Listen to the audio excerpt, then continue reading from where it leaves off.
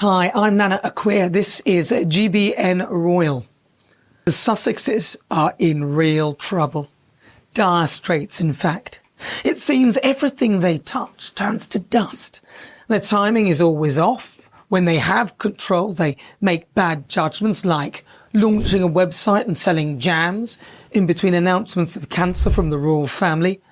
Anyone with an ounce of compassion would reconsider the timing, which is why that, alongside not bothering to communicate with the dying father who, by all counts, helped her, Meghan, get to where she is, makes people disbelieve the empathy shown when the cameras are rolling. In the latest twist, an act of God stood between Meghan and the launch of her new Netflix show, With Love, Meghan. It's really not looking good.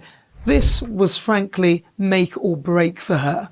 Instead of being able to demonstrate her homemaking skills, not in her own house, by the way, it had to be postponed because after many had their worldly possessions burnt to a crisp in the worst blaze in LA's history, Meghan Markle hollowly cankering around in a fake kitchen would have only served to remind us all of just how vacuous her life must be, that she's got so much time on her hands she can spend it freezing flowers into ice cubes. What use is that?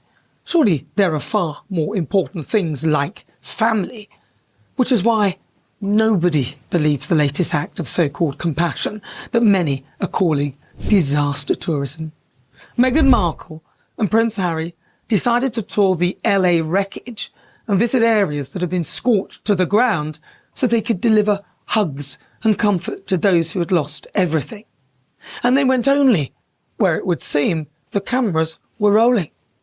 Now, I don't know about you, but the last people I would be interested in seeing at that time would be them. Call me a cynic, but in my view, it smacked of, oh dear, your house is burnt down, but ours is still there. I'm sorry, but I'm not buying their so-called compassion. From a pair who are so vindictive and lacking in forgiveness that they can't bring themselves to take both their children to see all their grandparents. Thomas Markle was at death's door, and so angry are they still over a picture that he sold, even though their whole raison d'etre has been selling their stories in books, documentaries, you name it, they've done it, and made a fortune in the process. Any form you could think of to make money to sell their families down the river is acceptable to them. Yet now they're showing compassion to people that they've never even met on what comes across as yet another faux royal tour. I'm not buying it for a second. I don't believe they care. Meghan in particular needs to stay current. In my view, that's why she's doing this. She needs to get her show off the ground.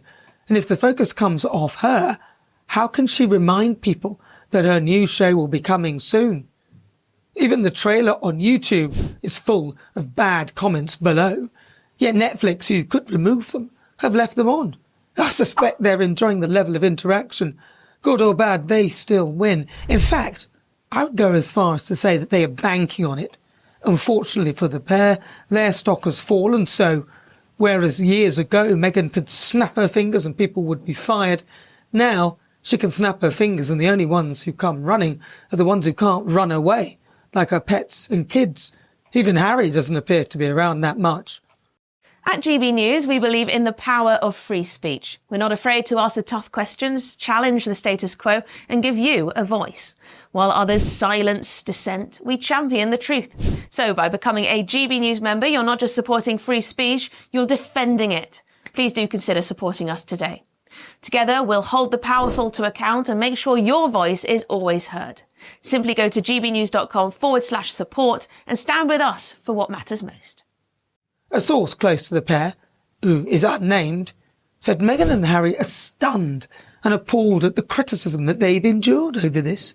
It confirms what they already knew to a big extent, that they can't win no matter what they do. It's quite simple, really. True compassion and maturity is about showing levels of forgiveness. Nobody believes them because they don't appear to be able to extend this to those who brought them into this world. So they could do right, but they're both too stubborn and it's ugly. So yes, they can win, but they don't want to. And the Duchess of Sussex has found herself in hot water once again about her behaviour after Vanity Fair, who were usually on the couple's side, published a scathing report citing former Spotify staff who accused her of making them take extended breaks from work or undergo long-term therapy after working with her. They can't all be lying. And of course, Donald Trump is back in the White House, and if he feels like it, he may choose to look into Prince Harry's visa situation. Trump accused Harry of having betrayed the Queen, which he condemned as unforgivable, very disrespectful, and responsible for breaking her heart. Tom Bower, author of Revenge, said, "But worse for Harry, Trump told Nigel Farage last year that if the Duke had lied in his application for an American visa about taking drugs, he could be deported from America." The Heritage Foundation, a conservative think tank, wanted Prince Harry's visa documents to be publicised to see whether or not he had lied on the forms. However, US Judge Carl Nicholas ruled in September last year that the Duke's visa application should not be made public. All very suspicious. But Trump can easily overturn that, I'm sure. He said that he would send millions back, and if Prince Harry hasn't met the criteria, I can't see Trump giving him special privileges. The Sussexes are on borrowed time in the US. Things are not looking good. Who knows with Trump? He can do anything. At the moment, Harry and Meghan are so low down his list of priorities, he wouldn't have given them a thought. But later down the line, if they say something else to upset him, I don't think he would have any qualms then. The only sticking point would be he seems to really adore Prince William and he adores King Charles and he loves our royal family. So he probably wouldn't want to do anything that would cause upset to the royal family. However, Trump has a long memory. He doesn't like people who are disloyal. He didn't like the way they conducted themselves. He didn't like the way they acted towards the Queen and the documentary. Also, he didn't like the way that they snubbed him when he came across from his royal visit and Meghan called him misogynistic in an interview. Yeah. He doesn't forget things like this, and he may very well do what Biden didn't do and actually make public Harry's visa application, which will show if Harry's lied or not about taking drugs. The question would be there, wouldn't it, in relation to the way that Donald Trump is saying that he's going to treat, illegal immigrants, not that Harry's an illegal immigrant, of course, but people who have maybe got visa issues, then, you could draw a parallel there. But thank you very, very much. Thank you. Short and sweet tonight. I'm sorry about that. No, that's fine. Nana Akua, and don't forget to subscribe to the GB News YouTube channel.